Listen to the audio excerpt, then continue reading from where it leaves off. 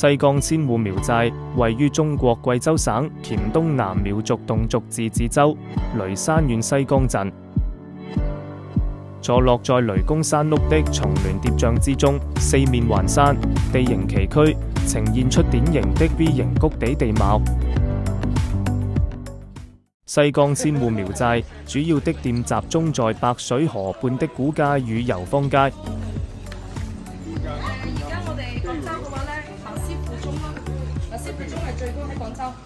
在西江千戶苗寨，飲食文化是體驗苗族風情的重要一環。苗家菜以酸、辣、鮮著稱，當地人的口頭禪是3天不藥酸，走路打串串。黔東南的美食口味偏酸偏辣，如吃不慣重口味，點菜時記得請服務員稍微調整。苗家酸湯魚靈魂在於木姜子與天然發酵的酸湯。苗黃魚鮮美的蒸魚搗碎拌入辣椒，層次豐富。苗家酸湯魚是貴州黔東南苗族的一道傳統名菜，已列入貴州黔菜10大名菜，甚至被認定為國家級非物質文化遺產。湯底鮮美，酸味醇厚，搭配新鮮魚肉，通常使用鯉魚、草魚或黑魚，魚肉細嫩鮮甜，魚湯則香氣撲鼻，帶有獨特的木姜子香氣。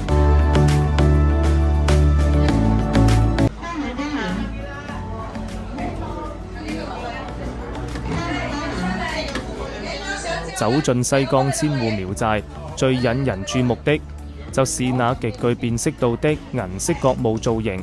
這不僅是建築，更是苗族文化的一張名片。靈感來源苗族女性的銀角頭飾。在苗族文化中，銀色是財富、吉祥與聖潔的象徵。頭飾上的角傳說源自於苗族對祖先蚩尤的崇拜，同時亦象徵住牛角，代表住農耕文明的根基。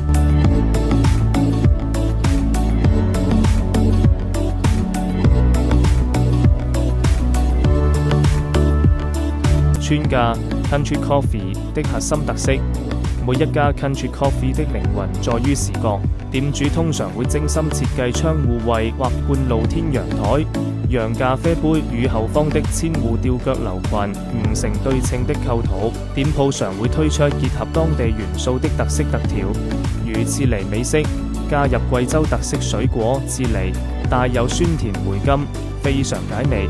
數千戶苗族傳統木結構的吊腳樓順住山勢層層疊疊，密密麻麻地分在山坡上，從山腳一直延伸到山頂，構成了一幅氣勢宏偉的歷史畫卷。之所以被稱為千戶，因為它是目前中國規模最大的苗族聚居村寨，超過99%原住居民都是苗族。落車啦！親愛的乘客，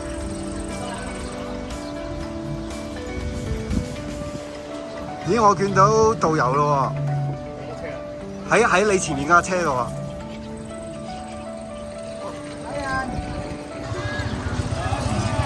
千戶苗寨1號風雨橋，又被稱為龍潭橋，苗語稱九架翁，是苗寨內極具代表性的地標建築。苗寨的風雨橋均用傳統的木結構，不使用一顆鐵釘，而是利用榫卯技術將巨大的木柱巧妙銜接，結構非常堅固。嚟後邊嘅朋友，我哋行啦，我哋行啦，你未夠期嘅朋友，等你入到新區域裏面先。1號風雨橋是苗寨內最熱門的拍照點之一，從橋上可以清晰地拍攝到依山而建、層層疊疊的苗族吊腳樓，尤其在傍晚時分，苗寨萬家燈火點亮，景色極為壯觀。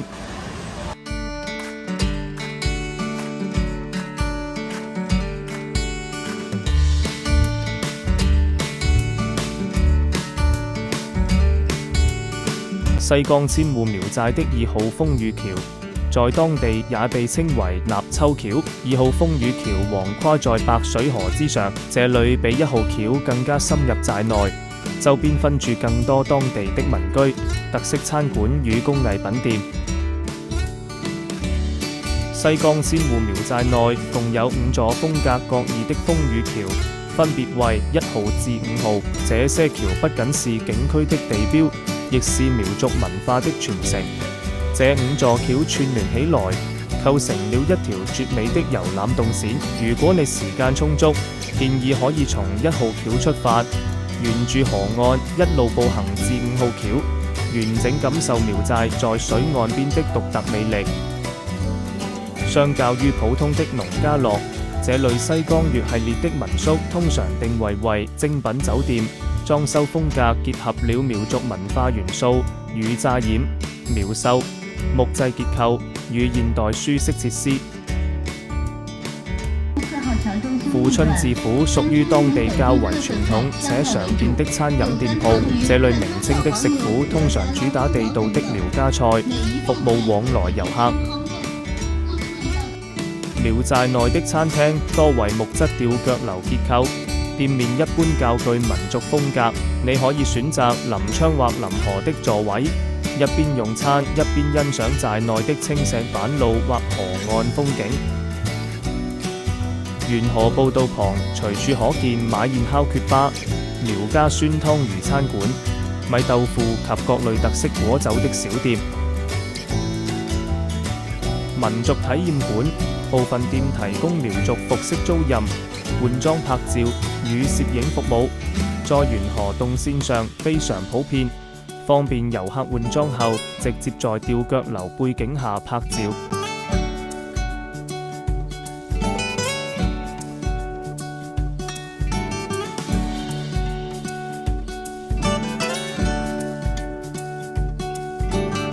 最寨苗疆全景餐廳是主打270度無遮擋的景觀位，這使得你無需像在官方觀景台那樣辛苦爬山或與人潮擠在一起。坐在餐廳內，即可平視俯瞰整個苗寨依山而建的吊腳樓群。日夜景觀，白天可以欣賞群山環抱的寨景，傍晚時分，這裏更是觀賞萬家燈火亮起，捕捉千戶苗寨夜景的絕佳位置。吊腳樓群，沿河兩岸密集分住典型的苗族木質吊腳樓，這些建築依山傍水，層層疊疊，景色極具層次感。雷山縣西江民族小學是一所具有濃郁苗族文化特色的學校，校園建築融入了大量的苗族建築符號，校園氣氛寧靜，與周圍的旅遊商業區形成了一定的對比，呈現出苗寨真實的生活面貌。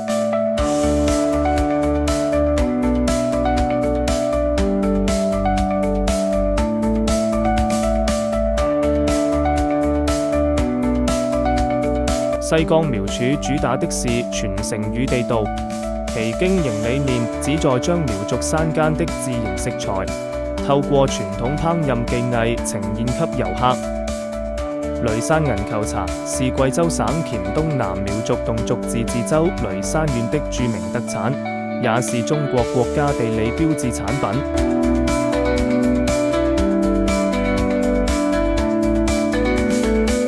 茅台老酒館通常巧妙地將茅台醬香文化與苗族民族文化結合在一起。店鋪主打是茅台鎮出品醬香型白酒，長雀宴中最具代表性，也最讓遊客難忘的環節——高山流水敬酒禮。多位苗族姑娘會拿住酒杯與酒壺，從高處層層遞進，將酒倒入遊客的杯中，形成一道壯觀的酒瀑。在敬酒的同時，會有盧生手在旁吹奏，苗族姑娘會唱起嘹亮的祝酒歌，氣氛極度熱烈。這個環節非常有參與感，賓客會被這種熱情感染，紛紛加入共飲行列。長雀宴是苗族人最高規格的待客之道，將紅雞蛋滾過臉面，象徵住親密與接納。這是一種將遊客視為自家人的表達方式，寓意住將吉祥與福氣傳遞給客人，為客人洗去風塵，帶來好運。苗族文化中認為，人的背部也是精氣神與福氣所在的部分。這種背碰背在民俗解讀中帶有借力與傳遞好運的意味。阿妹將苗寨的吉祥氣息透過這種親密的碰撞傳遞給你，寓意住讓你把在這裏感受到的快樂、平安和好運背回家。身穿遼銀服飾的姑娘載歌載舞，感受盧生舞與民族文化的迷人魅力。對於長途跋涉來到苗寨的遊客來說，苗族阿妹用紅雞蛋粥碰額頭，其實是一種接風洗塵的延伸禮儀。透過這種身體的輕微接觸，將苗寨最真誠的祝福注入到客人的身上，讓你感受到苗家文化的熱情與溫度。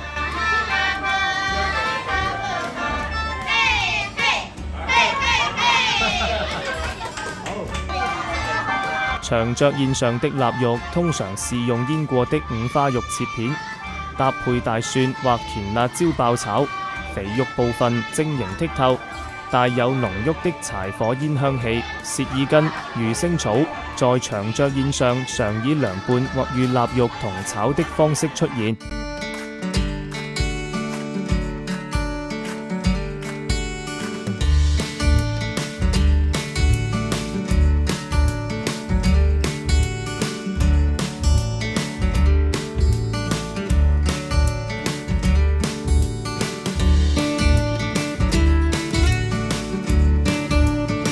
糯米飯與粑粑，苗族是以糯米為主的民族，這裏供應的特色糯米製品如缺粑、黃粑，口感香糯，是極具地方特色的小食。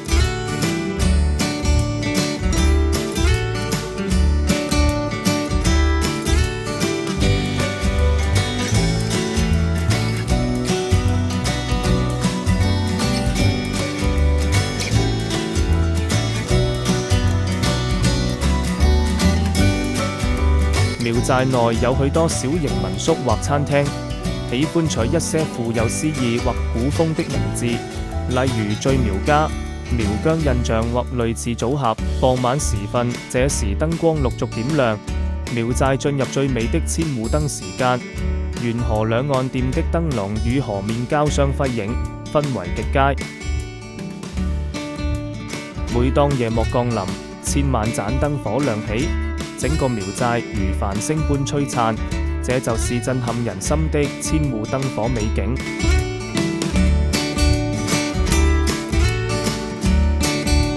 這絕美的夜景，亦是所有到訪者絕對不能錯過的打卡時刻。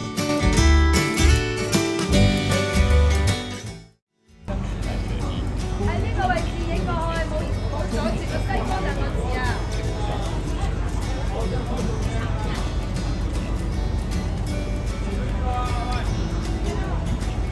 咁出停車場啦，車喐緊㗎。打得很累啊！